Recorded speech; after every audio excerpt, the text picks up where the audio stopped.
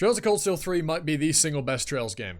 I'm not saying this with any lack of confidence. Having just finished it, it's incredible. It might be my favorite Trails game. Obviously, this series is full of incredible titles, but 3 blew me away. From the word go, it did not stop throwing punches. It threw me through so many loops along the way that I barely knew what to expect. Just such a fantastic game, and boy, the ending was something else. It was nowhere near what I was expecting or what I expected from a Trails game. These games normally end on such a lovely high note. I mean, Cold Steel 1's isn't the best, but it's still not bad. It was just a war breaking out, I suppose. But this was dark. This and Cold Steel 3 cooks. But let's start at the beginning. So, Cold Steel 3 starts in very much of a similar way as Cold Steel 1. In fact, its similarities in structure to Cold Steel 1 are probably my only gripe with the game, but I'll talk about that later. And we start in medias res. We start in Yuno Naval Fortress, where we will end up in Chapter 3 later in the game. Spoilers, I apologize, but if you're watching a video like this, you're getting spoilers. And we're with New Class 7. We barely know who they are, but we're in this in medias res moment as we were with Cold Steel 1. And so we play it out, and then flashback to the prologue. The beginning, New Class 7, these Thor's Branch Campus, Instructor Reen going to his first day on the job. And, some stuff happens. We end up with Ironhill Keep with New Class 7, Yuna, Kurt, and Altina, who you will remember from the previous games. And, well, you do stuff effectively as you did in the old schoolhouse. It's, again, the cookie cutter of Cold Steel 1, but with a new cast, and in some new locations. Instead of, Trista, it's Leaves, and you go to some different places as well. So, again, the similarities in structure with Cold Steel 1 are very, very apparent. In fact, some events are very, very similar to Cold Steel 1, as you'll notice very early on, with particular characters. But, nonetheless, that's my only real gripe with this game, is that it's a bit too similar to Cold Steel 1, though I imagine if you'd gone 4 years, which was the gap between the release of Cold Steel 2 and Cold Steel 3, you probably would feel nostalgic, not, you wouldn't have feelings of it being repetitive because it'd been 4 bloody years. And I mean, for me, it wasn't necessarily repetitive, it was just I guess that's the case, because I'd played, like, 7 games, before finishing Cold Steel 2. So, yeah. Let's talk about our cast. Our cast of characters, Yuna, Kurt, Altina, and then we'll also have a few more named characters that are relevant in other classes, 8 and 9 specifically, well, they're the only 2 other classes in the Branch Campus. In Ash Carbide and Musei. Ash is my man, poor guy. You'll find out later. And these guys they're brilliant. Compared to OG Class 7, they have a much stronger bond between the group of them. They're not bound together by Reen, as OG Class 7 feels. I mean, hell, they even admit it in this game that Reen is the foundation of Class 7, ultimately. These all, as a group, they feel stronger than OG Class 7, and honestly, as individual characters, they feel stronger and better than about half of Class 7 original. Yeah, there are some members of original Class 7 that do stand out, but they also stand out among the rest of OG Class 7. It's not that they're dragging the class up, it's that they stand leaps and bounds ahead of them. But New Class 7 are fundamentally just more solid than OG Class 7. There's less of them, which I think helps in that regard.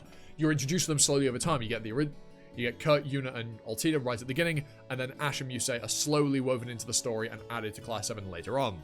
So you get more time with each of these characters, and there's far, far less of them. And in fact, other than Kurt, every single member of Class 7 New Class 7 gets focus within the game. Again, except Kurt, for some reason. He kind of gets some stuff, but compared to what the others get, he's kind of falls behind a little bit in the development and story importance. It's not to say that he's not important, it's just that he's lacking in, he gets a lack of focus from the narrative. Which is fine, I'm sure Cold Steel 4 or Reverie will give him something, or a later game will give him something, I hope. Because he's not a bad character by any stretch, it's just he doesn't get enough. Speaking of other members. I've just gone to Kurt, the easiest one to go to, because there's basically nothing to go off of other than his relationship with Prince Cedric, and obviously, you know, the Vander family, you know, his insecurities as a swordsman, which is the foundation of his character. We have Una Crawford from Crossbell, the previous games I'd played, and, well, the best overall arc. Una Crawford doesn't like Erebonia. We don't like Erebonia. Understandably, I mean, they are occupied and conquered her home, so of course she's not going to be too fond of Erebonia, but she's here for a reason, and you find out the reason right at the end of the game. You find out why she's at Thor's branch campus right at the end of the game. And it's really kind of unfair for her that she's ended up in that position because of what happens in Crossbell, but it's a good thing, because if she wasn't here, we'd probably be fucked, because her Brave Order is so bloody useful. And she's great as a character. She's a hell of a lot of fun.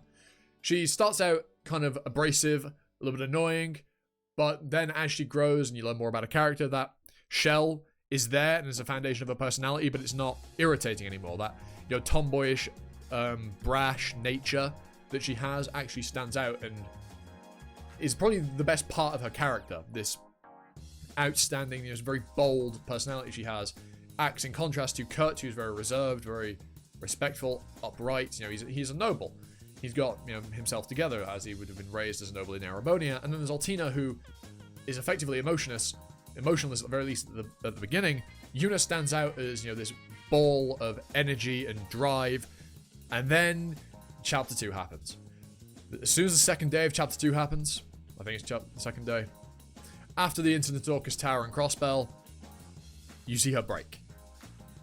And it's such a great moment, seeing all of Class 7 and Reen, you know, slowly help her get back up. Obviously, Class 7 stay with her. Reen goes off and does his military business, but he still left her a message. It's just really great. And she gets back up, she gets stronger, she fights for her home. It's brilliant stuff. It's absolutely wonderful stuff. Una's arc is really nice. And Una, I started out not really liking her, but again, by the end of Chapter 1, I actually quite liked it. By the end of Chapter 2, she was up there in my favorites in Cold Steel. She's really, really good. Una might be the strongest member of New Class 7. She's just fantastic. She's a hell of a lot of fun. Great character. Then we have Altina. Altina, from the previous games, I didn't really have any impression of at all. I've been told by a friend of mine who's played all the Trails games, at least the English releases so far, that Altina's one of his favorite characters. Her growth is apparently some of the best, and she has good growth. Yes, it's the typical emotionless robot character finding emotions, but it's a cliche for a reason, and it's handled well. And how it ties in with the game's ending, it's... oh my god, man.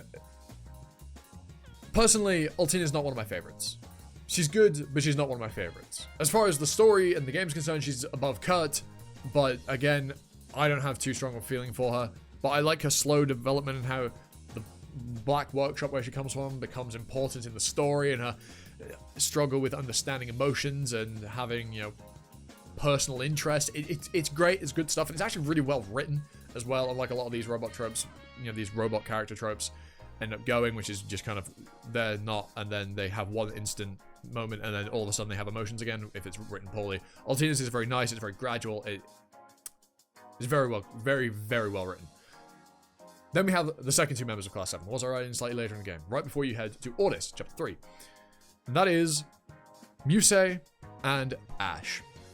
These two are interesting. Throughout the previous, you know, the prologue, when you meet Ash very early, and he clearly has beef with Reen. You don't really know why, but he's clearly got, he's antagonistic toward Reen, and honestly all of Class 7 as a whole. But as you see him interact with, you can tell he's a good guy. He's just got a tough guy act, but he's a great guy at heart. Maybe he's got something going on behind the surface. You know, he's been through some shit.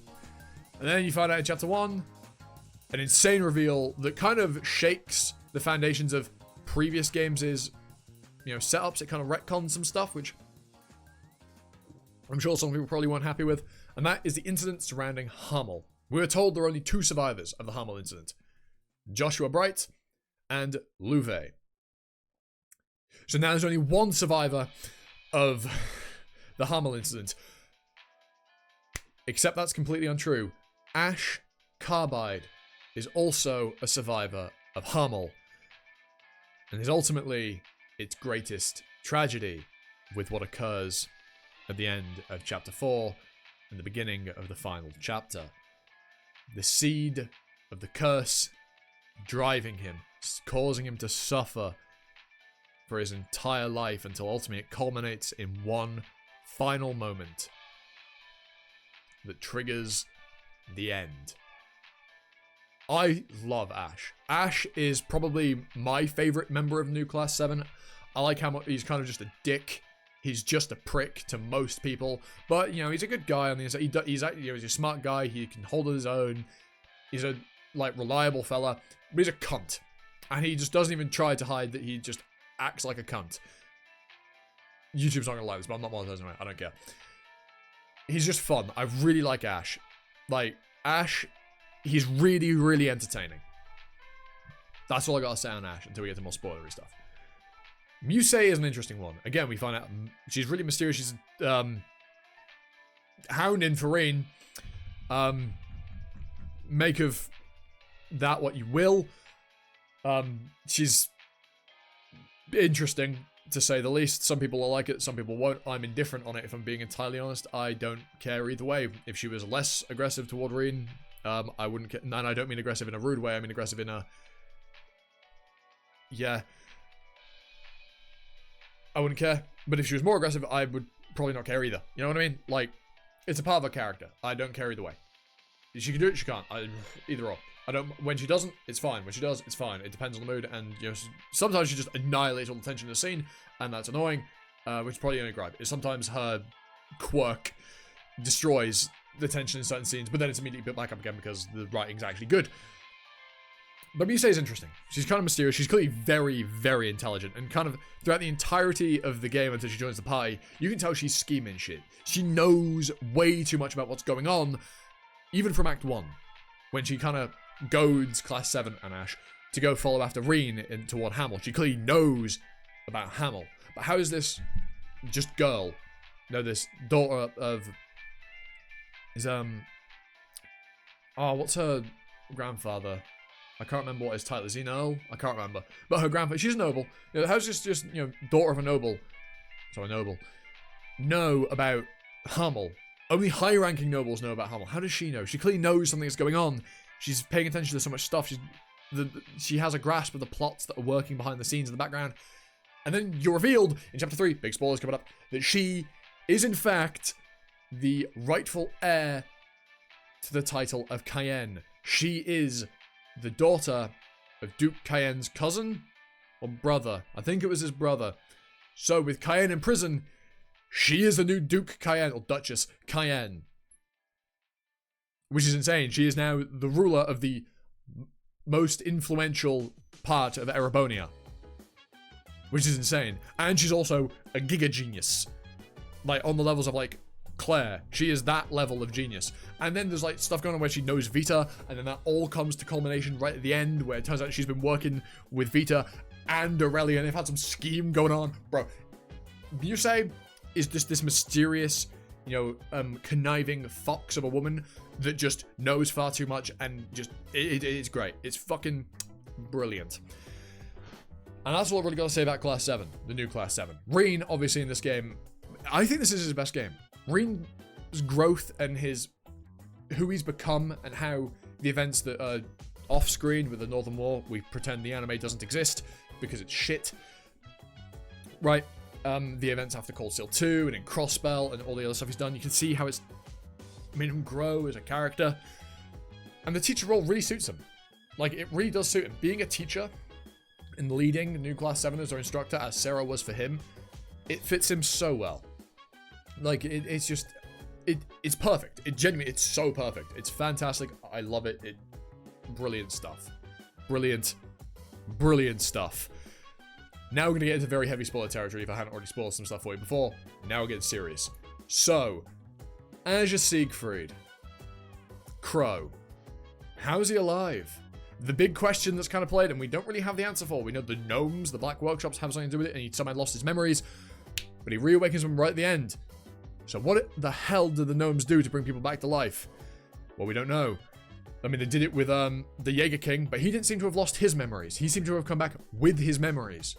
So why did Crow come back without them? Interesting stuff. And also, well, with the Jaeger King, Rutger, Clausel coming back, he is now an Awakener. The bearer of the... I can't remember, but the Purple Knight. I can't remember what they actually call it, you know what I mean? Oh, we're talking Divine Knights. Obviously, we got Ariane Road with her Palatinate Knight. right? Which is insane. Obviously, Crow comes back, so obviously we got Ordine back. And then they bring back the fucking... They bring back the Vermilion Apocalypse, although it's now purified. Like, it's been cured of the Dark Dragon's curse. Remember, you fight the fucking Dark Dragon in this game. And it's probably the hardest major boss fight, which then makes the final boss completely underwhelming, because my second issue with this game is it is mind-numbingly easy. Even on Nightmare, this game was stupid easy. Like, after, like, Chapter 2, well, after Chapter 1, this game became a complete steamroll, like, a cakewalk. It was nothing. It was so easy, like, after Chapter 1. Like, the game was just so easy. But back to talking about the plot. And the insane reveal at the end of fucking Osborn having Ishmelga, the Ebon Knight, that McBurn acknowledges that it outclasses him. Osborn went from just a guy that can't die to probably the strongest man in Erebonia in a moment, with an insane reveal. I don't have words. Genuinely, the stuff that happens at the end of yes, I've got my message in my front. I want to skim over this stuff because it'll cover a whole lot of the points I wanted to make in this video. So I'm just getting up some notes, as it were. Like, it's just crazy. And Rufus, I swear to God, prediction right now, Rufus has a Divine Knight. Or he has connection to someone with the Divine Knight that is a subordinate of his. Man's the Jade, Rook, the colours in people's titles tend to mean something, right? Okay, I'm not tripping, you're tripping. He defo got a Divine Knight somewhere in his arsenal, whether it's his or someone else's. Rufus is hiding something. Rufus is hiding something. That man has a scheme of his own working on this. He might be working for Osborn, but he's got something going on. Speaking of people working for Osborn, Black Ulbrich, the leader of the gnomes, and Elisa's dead father.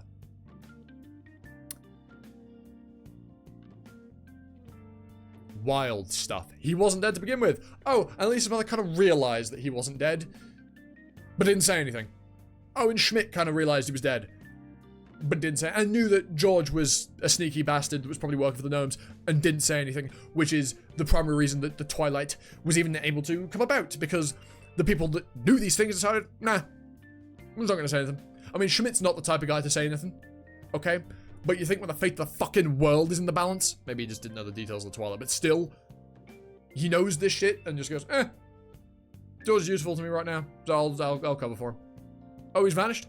I'm sure there's nothing to worry about that. It's not my deal. But again, I get that's just who Schmidt is.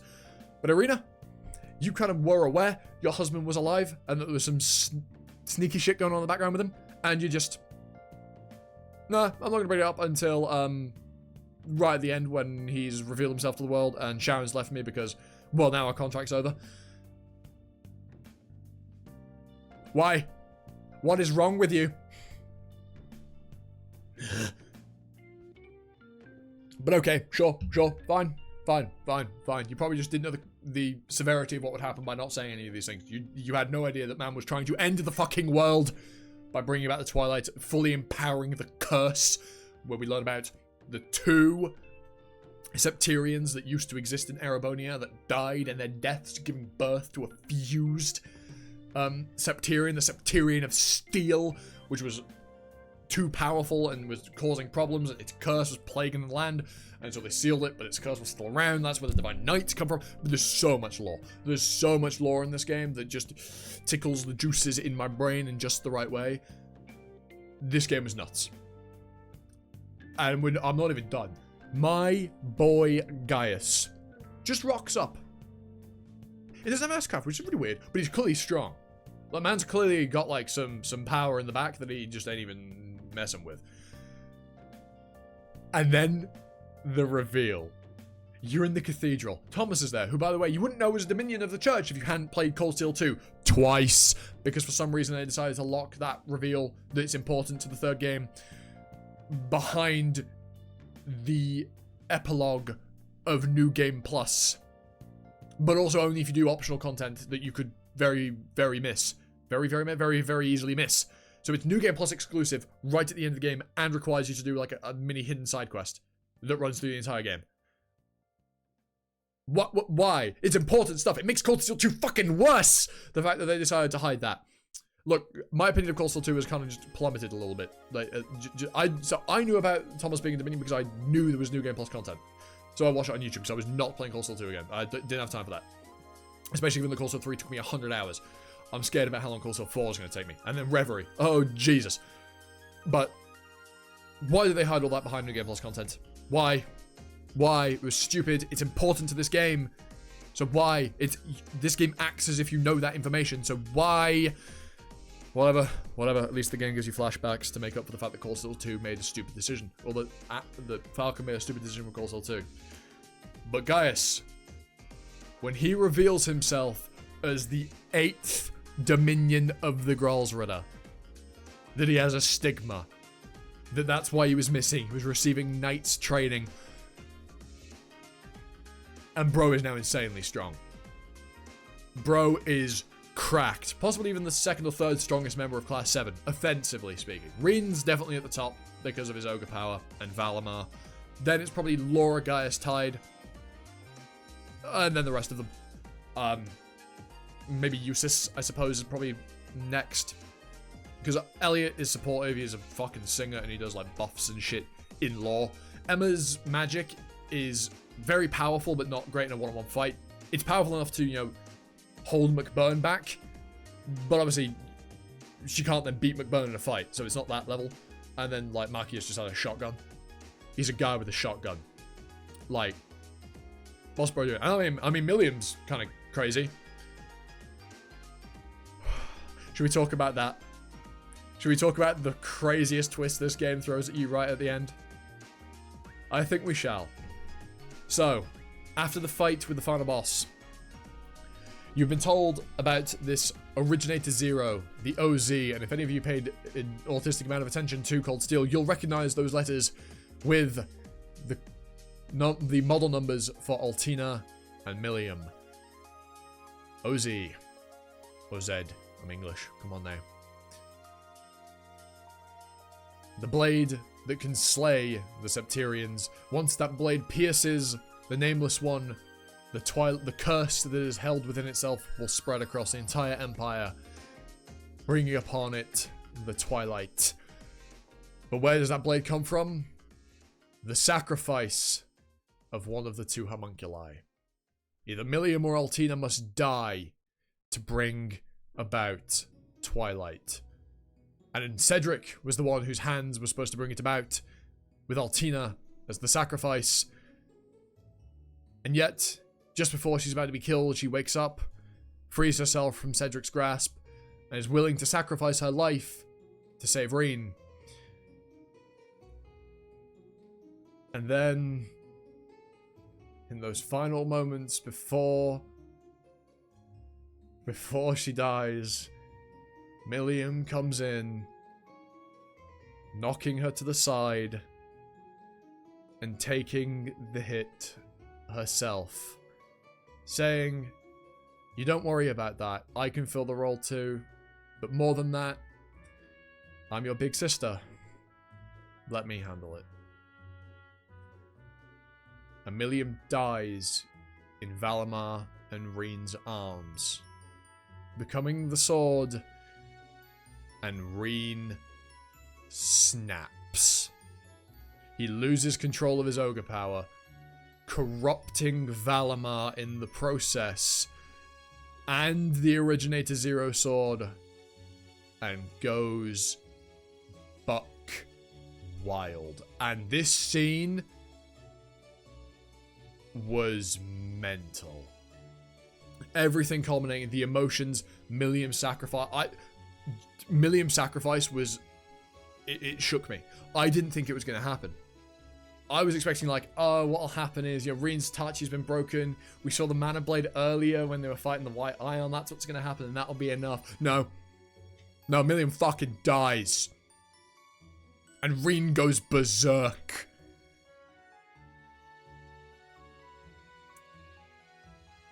And it's by Reen's hand that the Great One's curse floods the Empire and fuels the fires and grants him an excuse to go to war with Calvard. Reen's hands. The hands of a man who will burden himself with all the guilt in the world.